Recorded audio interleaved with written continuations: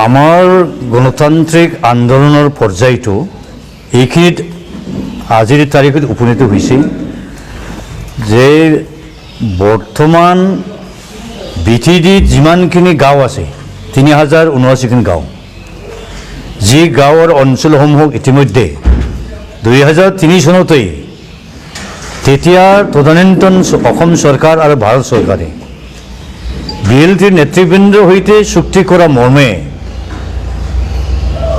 Notified হ'ল আৰু সাংবিধানিকভাৱে বিটিডিক অঞ্চলক এখন ট্ৰাইবেল অঞ্চল হিচাপে ঘোষিত হ'ল, স্বীকৃতি প্ৰদান কৰিলে।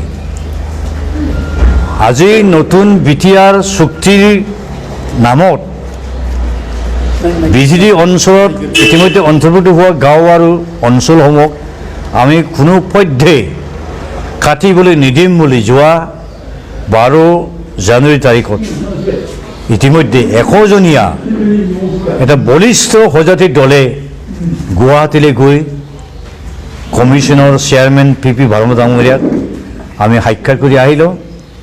বিভিন্ন সংগঠনৰ পৰা ভালেখিনি সংখ্যাৰ স্মাৰক পত্ৰ দৰখাস্ত আমি দি আহিলোঁ। 1 ঘণ্টা সময় যদি তেখেতক আমি বুজাবলৈ চেষ্টা কৰিছোঁ কি কাৰণত ইতিমধ্যে অন্তৰ্ভুক্ত হোৱা বিটিডিৰ গাঁও কৰ্তন কৰিব নালাগে।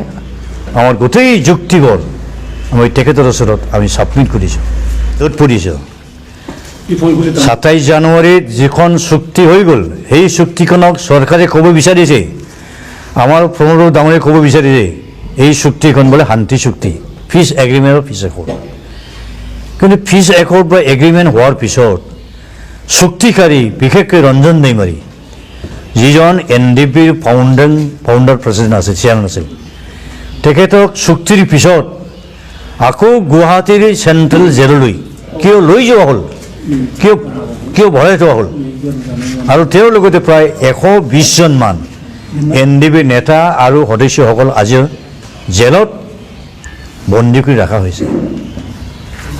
যদি অমিত শ্বাহ ডাঙৰীয়াই অহাকালি ককাজত আহে, তেওঁৰ যদি নৈতিক যদি সাহস আছে, তেওঁ ঘোষণা কৰি দি যাওক যে NDP নেতা কৰ্মীসকলক অতি সোনকালে শান্তি চুক্তিৰ দফা মৰ্মে জেলৰ পৰা উলিয়াই দিয়াৰ কাৰণে কমন যি হেৰি আৰু কি সমাধান, সেই সমাধান দিব লাগে, জেনেৰেল এমনেষ্টি দিব লাগে। আৰু যিবোৰ দফা BTC কনচেপ্ট বিটিডি অঞ্চল শেষ কৰাৰ যি ষড়যন্ত্ৰমূলক দফাবোৰ সোমাই দিয়া হৈছে জবৰদস্তিভাৱে, সেই দফাসমূহক অতি সোনকালে ৰিনিউ কৰিব লাগে। আমাৰ বড়োলেণ্ডৰ হেডকোৱাৰ্টাৰ আহি আছে অহাকালি, তেওঁ আমাক কোনোদিন সময় দিয়াৰ মতলব নাই। যোৱাকালি IGP ডাঙৰীয়াক মোক মাতি লৈ গৈছিল,